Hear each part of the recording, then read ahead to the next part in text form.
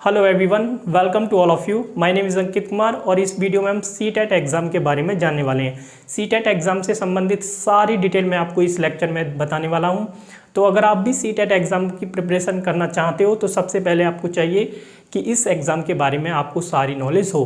तो देखिए, सीटेट से संबंधित कुछ ये प्रश्न है जिनके उत्तर मैं आपको इस वीडियो में दूंगा।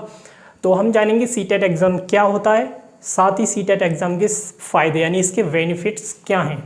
तो अगर आप सीटेट एग्ज़ाम देते हो तो उससे आपको बेनिफिट्स क्या होंगे, और हम देखेंगे कौन दे सकता है यानी क्वालिफ़िकेशन क्या है। अगर आप सीटेट एग्ज़ाम में बैठना चाहते हो तो उसके लिए आपको क्वालिफ़िकेशन क्या होनी चाहिए, और हम देखेंगे पासिंग मार्क्स मतलब सीटेट एग्ज़ाम की कट ऑफ क्या होती है, वो मैं आपको कैटेगरी वाइज बताऊँगा। और लास्ट में हम देखेंगे सीटेट एग्ज़ाम का इम्पोर्टेंट पार्ट कि इसका सिलेबस क्या है। तो मैं सारी डिटेल आपको इस वीडियो में देने वाला हूँ, लास्ट तक आपको इस वीडियो को देखना है। तो अगर आप हमारे YouTube चैनल पर नए हैं तो प्लीज़ इसे सब्सक्राइब कर लीजिए। तो चलिए स्टार्ट करते हैं इस वीडियो को। अगर सीटेट की फुल फॉर्म देखें तो वो होती है, देखिए सीटेट की फुल फॉर्म होती है central teacher eligibility test. Okay, ये होती है सीटेट की फुल फॉर्म। अब जानिए कि ये जो सीटेट एग्ज़ाम होता है इसे कंडक्ट कौन कराता है, मतलब इस एग्ज़ाम को कौन सी संस्था कराती है। तो देखिए, सीटेट एग्ज़ाम को जो संस्था कराती है उसका नाम है CBSE। ओके, CBSE जिसे आप कहते हो इंग्लिश मीडियम, ये वही बोर्ड है और सीटेट एग्ज़ाम को यही कंडक्ट कराता है। तो अब यहाँ से आप एक बात ये मत सोच लेना कि CBSE कंडक्ट कराता है सीटेट एग्ज़ाम को तो ये इंग्लिश में आता होगा, ऐसा नहीं है। देखिए, दोनों लैंग्वेज में आता है ये, आप हिंदी में दे सकते हो या फिर और इंग्लिश में भी आप दे सकते हो। और देखिए, अब तो इतना मॉडिफाइड हो गया है कि आप एक एक क्वेश्चन को भी अपनी लैंग्वेज चेंज कर कर देख सकते हो। ओके, यानी आप किसी क्वेश्चन को अगर आप हिंदी में पढ़ना चाहते हो तो हिंदी में पढ़ सकते हो, इंग्लिश में पढ़ना चाहते हो तो इंग्लिश में पढ़ सकते हो। ये सब वहाँ पर फैसिलिटी दी हुई होती है एग्ज़ाम में। तो CBSE कराता है और ये हिंदी और इंग्लिश दोनों ही लैंग्वेज में होता है। इसके अलावा जो सीटेट एग्ज़ाम होता है, अगर हमारा नॉर्मल ईयर हो तो ये एक साल में 2 बार होता है, ट्वाइस टाइम होता है। ओके, और जो फर्स्ट होता है एग्ज़ाम वो जून से जुलाई में कंडक्ट किया जाता है, और सेकंड जो होता है वो नवंबर से दिसंबर में कराया जाता है। ओके, तो एक साल में ये 2 बार एग्ज़ाम होता है। तो ये है इसके सीटेट एग्ज़ाम से संबंधित कुछ छोटी सी इन्फॉर्मेशन। और आइए अब देखिए, अब देखते हैं हम इसके फ़ायदे क्या हैं, क्या इसके बेनिफिट्स हैं। अगर आप सीटेट एग्ज़ाम देते हो तो इससे आप क्या फ़ायदे ले सकते हो। देखिए, फ़ायदे क्या हैं। आप जानते हो जैसे कि हमारा सेंटर होता है और हमारा होता है स्टेट। ओके, तो स्टेट के अपने स्कूल होते हैं जिनमें प्राइमरी और जूनियर होते हैं, और उसी तरह से सेंटर के भी अपने स्कूल होते हैं जिनमें प्राइमरी स्कूल भी होते हैं और जूनियर स्कूल भी होते हैं। तो आपने सुना होगा सेंटर के स्कूल होते हैं जैसे नवोदय विद्यालय आपने सुना होगा, केंद्रीय विद्यालय आपने सुना होगा, आर्मी पब्लिक स्कूल आपने सुना होगा। तो एटसेट्रा जो भी सेंटर के स्कूल होते हैं, अगर उनमें आपको प्राइमरी लेवल और जूनियर लेवल पर टीचर बनना है, ओके, सेंटर के स्कूलों में अगर आपको मान लीजिए प्राइमरी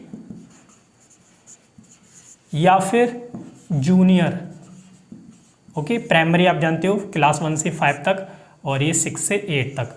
तो अगर आपको प्राइमरी या फिर जूनियर स्कूल में अगर आपको टीचर बनना है तो इसकी सबसे पहली शर्त ये होती है कि आप सीटेट एग्ज़ाम क्वालिफाइड होने चाहिए, तभी आप इनमें सिलेक्शन के लिए अप्लाई कर सकते हो प्राइमरी और जूनियर लेवल पर। ओके, तो अब आप समझ ही गए होंगे इसका इम्पोर्टेंस क्या है कि अगर आपके पास सीटेट एग्ज़ाम पास नहीं है तो आप प्राइमरी और जूनियर में जो वैकेंसी निकलेंगी वहाँ पर अप्लाई नहीं कर सकते। ओके, तो केवल और केवल कौन कर सकता है, जो सीटेट एग्ज़ाम पास होंगे।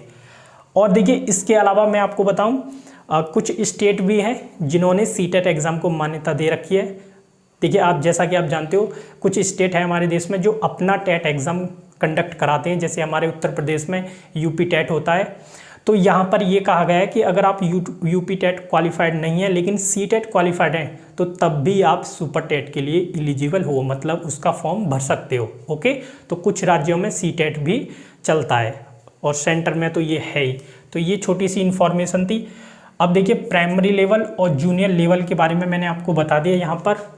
और इसके अलावा देखिए इसका एक और बेनिफिट है। बेनिफिट ये है कि जो प्राइवेट स्कूल होते हैं और अच्छे अच्छे जो होते हैं प्राइवेट स्कूल, अगर उनमें आपको टीचर बनना है तो उनमें भी सीटेट एग्ज़ाम क्वालिफाइड मांगा जाता है, जो इंग्लिश मीडियम के होते हैं।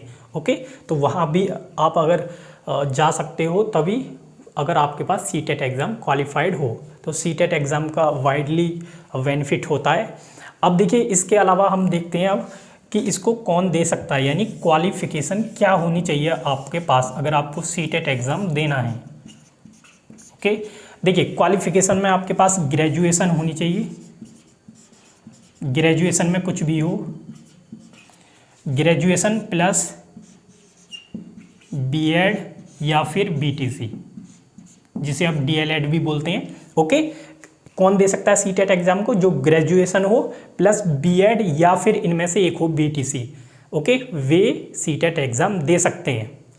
अब इसके अलावा देखिए यहाँ पर और सुनिए, वे स्टूडेंट भी दे सकते हैं सीटेट एग्ज़ाम को जो बीएड या फिर बीटीसी का फर्स्ट ईयर कर चुके हैं। यानी अगर आपकी फर्स्ट ईयर कंप्लीट हो गई और आप सेकंड ईयर में हो, तब सीटेट एग्ज़ाम के फॉर्म निकलते हैं, तो आप बिल्कुल अप्लाई कर सकते हो। और अगर आपका वो क्वालिफाई हो जाता है तो आप क्वालिफाइड माने जाओगे। तो सेकंड ईयर में भी दे सकते हैं और कंप्लीट है तो वो तो दे ही सकते हैं। ओके, तो ये इसकी क्वालिफ़िकेशन है सीटेट एग्ज़ाम देने के लिए। तो यहाँ पर आप देख सकते हैं क्वालिफ़िकेशन में आपको ग्रेजुएशन के रूप में कुछ भी हो, बीए, बीएससी, बीकॉम, बीटेक या कुछ भी हो, तो इस एग्ज़ाम को आप आसानी से दे सकते हैं। अब जानते हैं इसके देखिए पासिंग मार्क्स कितने हैं, मतलब आपको कितने नंबर लाने होते हैं अगर आपको सीटेट क्वालिफाइड करना है। तो यहाँ पर जानिए, देखिए जैसे कि अभी मैंने बताया ये 2 क्लासों के लिए एग्ज़ाम होता है। एक तो होता है ये प्राइमरी के लिए और एक होता है जूनियर के लिए। देखिए प्राइमरी लेवल का जो एग्ज़ाम होता है वो अलग होता है, उसे पेपर P1 बोलते हैं, पेपर 1 बोलते हैं। और जो जूनियर के लिए होता है वो अलग एग्ज़ाम होता है, उसे पेपर 2 कहते हैं। लेकिन ये दोनों एग्ज़ाम एक ही दिन में होती हैं। जो प्राइमरी वाला होता है वो सुबह की मीटिंग में होता है और जूनियर वाला दोपहर से होता है। तो अगर आपको प्राइमरी में बनना है टीचर तो प्राइमरी वाला आपको क्वालिफाइड होना चाहिए सीटेट, और अगर आपको जूनियर में बनना है तो जूनियर वाला क्वालिफाइड होना चाहिए। ओके, अब देखते हैं इनकी कट ऑफ क्या होती है। देखिए या तो पेपर प्राइमरी वाला हो या फिर जूनियर हो, दोनों 150 नंबर के होते हैं। कितने के होते हैं? दोनों 150 नंबर के होते हैं दोनों। आपका प्राइमरी यानी पेपर 1 भी 150 का होता है और जूनियर यानी पेपर 2 भी 150 मार्क्स का होता है। अब अगर आपको प्राइमरी लेवल वाला पास करना है तो कैटेगरी वाइज देखिए मैं आपको बताता हूँ। तो जनरल वालों के लिए कितने नंबर लाने हैं? जनरल वालों के लिए लाने हैं 90 नंबर, और ओबीसी, एससी, एसटी हो तो आपको लाने हैं 82। ओके, अगर आपको प्राइमरी लेवल वाला सीटेट एग्ज़ाम क्वालिफाइड करना है तो आपके नंबर आने चाहिए 150 में से 90 अगर आप जनरल कैटेगरी से हो, और ओबीसी, एससी या फिर एसटी से हो तो आपके 82 नंबर आने चाहिए। इससे ज़्यादा आ जाएंगे तब भी आप क्वालिफाइड ही माने जाओगे। 150 में से 150 आ जाएंगे तब भी आप क्वालिफाइड ही माने जाओगे, आपको कोई अवार्ड नहीं मिलेगा। ओके, तो यहाँ पर ये क्वालिफाइड है। इसी तरह से जूनियर में भी यही है कि अगर आप जूनियर ये वाला सीटेट क्वालिफाइड तब माने जाओगे अगर आपको जनरल कैटेगरी में 90 नंबर हो और ओबीसी, एससी, एसटी में 82 यानी 82 मार्क्स हों। ओके, तो दोनों को आपको अलग अलग क्वालिफाइड करना पड़ेगा। ओके, तब आप दोनों को क्वालिफाइड कर पाओगे। तो ये इनकी ये फिक्स हैं। देखिए नंबर ये 150 का होता है और इसमें जो क्वालिफाइंग मार्क्स बताएं ये फिक्स हैं। आपको मिनिमम इतने लाने और मैक्सिमम कितने हो तब भी आप क्वालिफाइड ही माने जाओगे। ओके, तो ये हमारा सेगमेंट सीटेट के एग्ज़ाम के बारे में यहाँ पर फिनिश होता है। अब लास्ट हम इम्पोर्टेंट पार्ट देखते हैं सीटेट एग्ज़ाम के बारे में, कि जो हमारा पेपर P1 होता है प्राइमरी के लिए और जो पेपर P2 होता है जूनियर के लिए, उनका सिलेबस क्या है, उनमें कौन कौन से सब्जेक्ट पूछे जाते हैं, तो वो मैं आपको बताने वाला हूँ। अगर आपको कोई इन्फॉर्मेशन इसमें से नोट करनी है तो आप नोट कर सकते हैं। सीटेट में अगर हम प्राइमरी यानी पेपर 1 का सिलेबस देखें तो वो कुछ इस तरह से है। देखिए जैसा कि मैंने अभी बताया था, जो पेपर 1 होता है यानी प्राइमरी के लिए वो भी कितने नंबर का होता है? वो 150 नंबर 150 नंबर का होता है। और क्वालिफाइंग मार्क्स मैंने आपको बता ही दिए, जनरल के लिए 90 और इसके SC, ST, OBC के लिए 82 नंबर। ओके, यहाँ पर देखिए पेपर 1 जो प्राइमरी के लिए होता है उसमें 5 सब्जेक्ट आते हैं, जिनमें पहला होता है बाल विकास। इसमें आपको 30 क्वेश्चन मिलेंगे जो कि 30 नंबरों के होंगे। ओके, पर्यावरण अध्ययन आता है, इसमें भी आपको 30 क्वेश्चन मिलेंगे जो कि 30 नंबर के होंगे। गणित मैथमेटिक्स होगा, इसके भी 30 क्वेश्चन होंगे जो कि 30 नंबर के होते हैं। और भाषा 1, यहाँ से भी आपको 30 क्वेश्चन 30 नंबर के मिलेंगे। और भाषा 2 में भी 30 क्वेश्चन आपको 30 नंबर के मिलेंगे। तो इस तरह से ये कितने नंबर हो जाते हैं, 150, 150 नंबर ये हो जाते हैं। अब आपको देखिए सब कुछ समझ में आ गया होगा, लेकिन आप भाषा 1, लैंग्वेज 1 और भाषा 2 यानी लैंग्वेज 2 को समझिए ये क्या है। देखो, भाषा 1 ये जो होती है, भाषा 1 ये आपको अपने आप से चुननी होती है। आपको ऑप्शन देता है सीबीएसई, जिनमें आपको हिंदी मिलेगी, संस्कृत मिलेगी, इंग्लिश मिलेगी, उर्दू मिलेगी, इस तरह से कुछ लैंग्वेज दी हुई होती हैं। उनमें से आपको एक चुननी होती है, जो आपको अच्छी लगती है वो चुन लीजिए। तो उसी से आपको क्वेश्चन यहाँ पर 30 पूछे जाएंगे। इसी तरह से भाषा 2 में भी आपको इसी तरह की लैंग्वेज, इसी तरह की भाषाएँ दी जाएंगी, जिनमें हिंदी, संस्कृत, इंग्लिश, उर्दू इस तरह की लैंग्वेज होंगी। उनमें से भी आपको एक चुननी है, और जो चुनोगे आप उसी से आपको क्वेश्चन पूछे जाएंगे एग्जाम में। लेकिन यहाँ पर ये होता है कि लैंग्वेज 1 और लैंग्वेज 2 दोनों को आप एक जैसी नहीं चुन सकते, आपको दोनों को डिफरेंट चुनना होगा। ओके, तो ये आप पर निर्भर करती है क्या आप चुनते हो।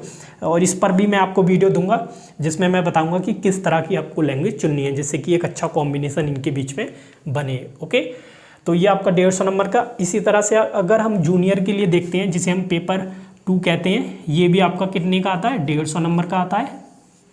पासिंग मार्क्स वही है 90, 82। ओके, इसमें देखिए सब्जेक्ट देखें तो बाल विकास आता है जो कि 30 नंबर के आएंगे, 30 क्वेश्चन। आपका पेपर 1 में भी बाल विकास होता है। और यहाँ पर देखिए गणित भी, और यहाँ पर देखो, यहाँ पर पर्यावरण अध्ययन है। बस यहाँ जूनियर लेवल पर आपको पर्यावरण अध्ययन नहीं, आपको विज्ञान से क्वेश्चन पूछे जाएंगे। गणित सेम है। ओके, गणित यहाँ भी मिलेगा और यहाँ भी मिलेगा। तो गणित और विज्ञान दोनों की मिलाकर आपको 60 क्वेश्चन पूछे जाएंगे, 60 नंबर के होंगे वो। ओके, तो ध्यान रखना, गणित और विज्ञान दोनों की मिलाकर 60 क्वेश्चन आएंगे आपके जूनियर में, जो कि 60 नंबरों के होंगे।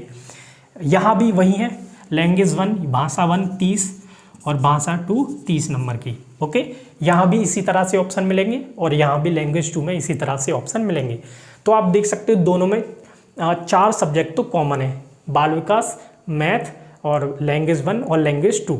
हालांकि देखिए यहाँ पर जो प्राइमरी लेवल पर जो क्वेश्चन पूछे जाते हैं और जूनियर लेवल पर उनमें थोड़ा सा डिफरेंस होता है, लेकिन बेस वही होता है जो आप प्राइमरी में पढ़ोगे। तो प्राइमरी लेवल पर जो आप पढ़ोगे वही बेस रहेगा, बस उसमें थोड़ी सी चीज़ें एक्स्ट्रा करके पूछ ली जाती हैं, अदरवाइज थोड़ा सा सेम ही है। बस यहाँ पर आपको साइंस पढ़नी है।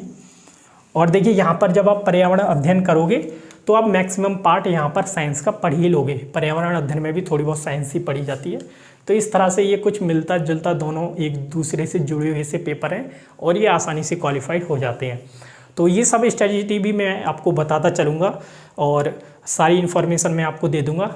तो इस वीडियो में तो हम यहीं पर इसको फिनिश करते हैं। सीटेट एग्ज़ाम के बारे में आई होप सारी जानकारी मैंने दे दी है। फिर भी इसके अलावा अगर आपकी कोई क्वेरी हो, कोई क्वेश्चन हो तो आप कमेंट बॉक्स में पूछ सकते हैं और इस चैनल को सब्सक्राइब कर लीजिए ताकि आपको सीटेट एग्ज़ाम की प्रिपरेशन अच्छे से फ्री में यहाँ पर मिलती रहे। तो चलिए इस वीडियो को यहीं पर फिनिश करते हैं। Thanks to all.